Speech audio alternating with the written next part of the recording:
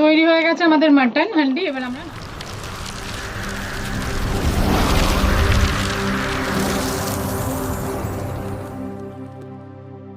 নমস্কার বন্ধুরা, অরিত্রিস কিচেন আরো একটা নতুন ভিডিওতে আপনাদের সকলকে স্বাগত জানাই। চলে এসেছি আরো একটা নতুন রেসিপি নিয়ে। আজকে যে রেসিপিটি আপনাদের সঙ্গে শেয়ার করব সেটা আমার পুরনো কাঠের রান্নার ঘরে, কেননা বর্ষার জন্য আমি কাঠের রান্নাঘরে রান্না করতে পারিনি, অনেকদিন পরেই আমি রান্না করব। তো আজকে আপনাদের সঙ্গে শেয়ার করছি মাটন হান্ডি। আমি এই মাটন হান্ডি কি করে করি সবটাই আপনাদের সঙ্গে শেয়ার করব। তাহলে ভিডিওটা স্কিপ করবেন না, পুরোটা দেখবেন। ভিডিও যদি ভালো লাগে অবশ্যই লাইক, কমেন্ট এবং প্রচুর প্রচুর শেয়ার করে দেবেন।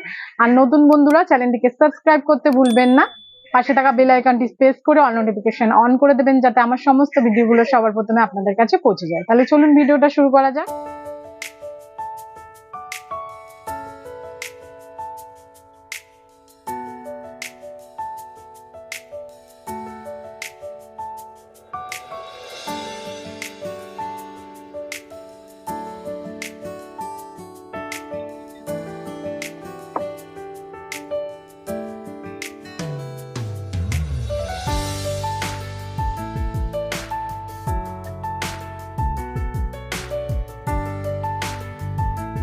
মাটির উনুনটা ধরিয়ে নিচ্ছি।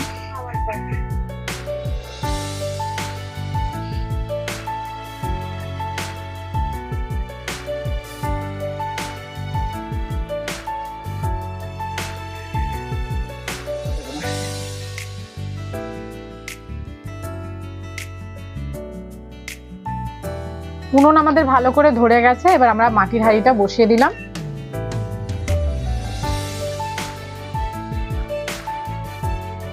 এবার হাঁড়িটাকে আমরা একটু গরম করে নিচ্ছি। হাঁড়ি আমাদের গরম হয়ে গেছে, উপর দিয়ে এবার আমরা দিয়ে দিচ্ছি সর্ষের তেল।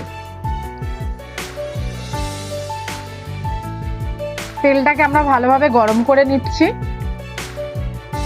এবার তেলেতে দিয়ে দিচ্ছি গোটা জিরে, দিয়ে দিচ্ছি গোটা তেজপাতা, এলাচ, দারচিনি, লবঙ্গ। ফোড়নটাকে আমরা ভালো করে প্রথমে ভেজে নেব, যতক্ষণ না ফোড়নের সুন্দর একটা গন্ধ বেরাচ্ছে।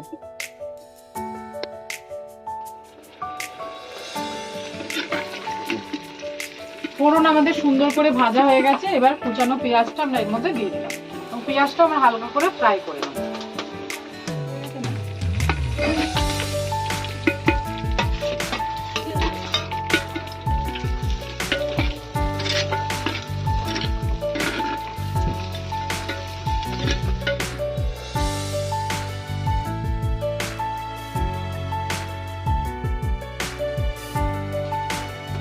পেঁয়াজটা আমাদের ফ্রাই হয়ে গেছে। এবার মাটনটা আমরা এর মধ্যে দিয়ে দিচ্ছি। মাটনটা দিয়েও পেঁয়াজের সঙ্গে আমরা একটু ভেজে নেব।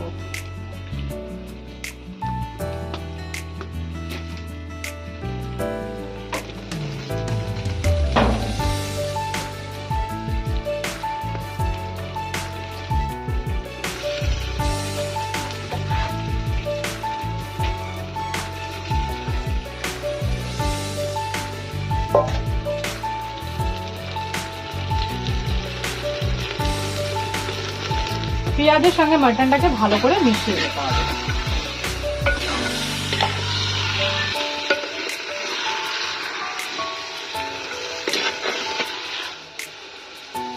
এর মধ্যে এবার আমরা পরিমাণ মতন হলুদের গুঁড়ো অ্যাড করে দিলাম। হলুদ গুঁড়ো দিয়ে ভালো করে মিশিয়ে নিতে হবে।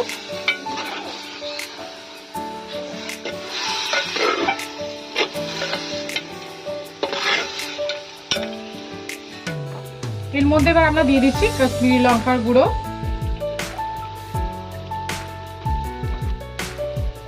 দিয়ে দিচ্ছি পরিমাণ মতন লবণ, দিয়ে দিচ্ছি কাঁচা লঙ্কা বাটা,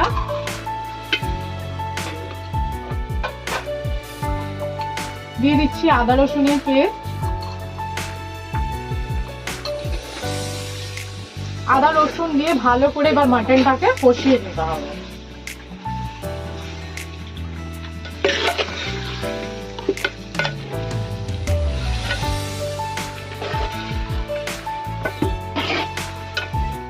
এখানে আমি একটা টমেটো 4 টুকরো করে নিয়েছি। টমেটোটা আমি এবার এর মধ্যে দিয়ে দিলাম। এর মধ্যে আমি এখন মিট মশলাটাও অ্যাড করে দিচ্ছি, দিয়ে আমি একবারে কষাবো।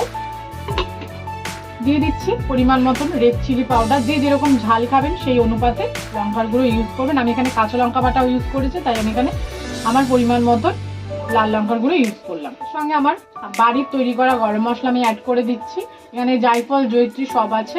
এখন আমি কষানোর সময় কিছুটা দিচ্ছি, আর রেডি হয়ে গেলে তখন আমি দিয়ে দেবো বাকিটা।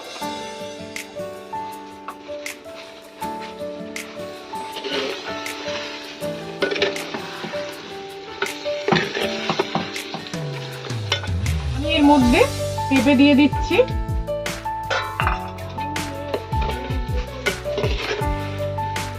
পেঁপেটা আমি ধুয়ে দিইনি, যেহেতু পেঁপের কষটা থাকলে মটনটা তাড়াতাড়ি ভালো করে সেদ্ধ হয়ে যাবে।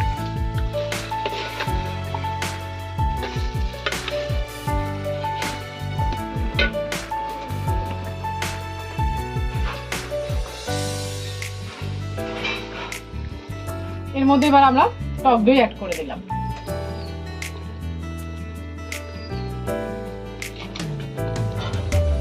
টক দই দিয়ে ভালো করে মিশিয়ে নিতে হবে।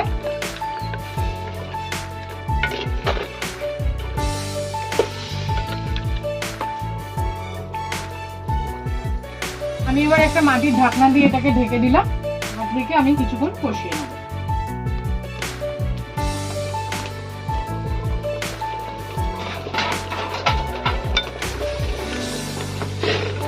এর মধ্যে এবার আমরা আলু অ্যাড করে দেবো। এখানে আলু আমি কেটে নিয়েছি, পরিষ্কার করে ধুয়েও নিয়েছি। এখানে আমি আলু ভাজছি না, আমি কাঁচা আলুই ইউজ করছি। আপনারা চাইলে আলু ভেজেও নিতে পারেন।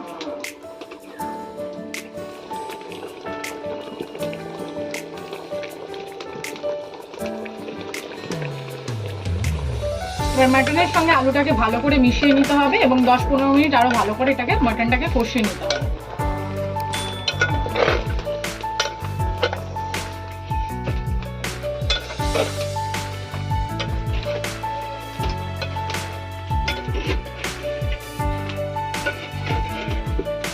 ঢাকা দিয়ে দিলাম, দিয়ে আমি এবার অল্প আঁচে এটাকে রান্না করব।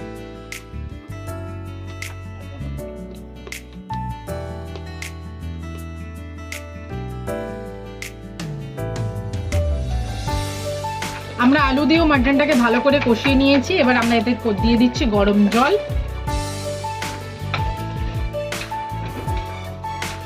এখানে আমি পরিমাণ মতন জল অ্যাড করে দিলাম। এবার এটা আমি ঢাকনা দিয়ে আরো 20-25 মিনিট ভালো করে ফুটিয়ে দেব।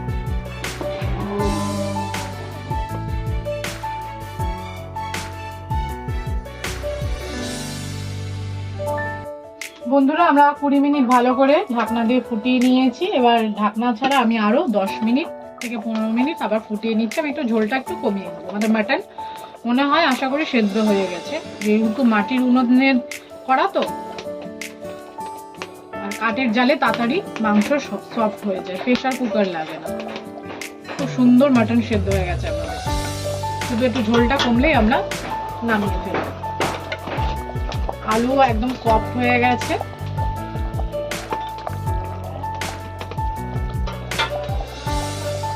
মাটন আমাদের হয়ে এসেছে। ঠিক এই সময় আমরা দিয়ে দিচ্ছি 1 চামচ মতন ঘি, দিয়ে দিচ্ছি গরম মশলার গুঁড়ো। তৈরি হয়ে গেছে আমাদের মাটন হান্ডি। এবার আমরা নামিয়ে ফেলছি।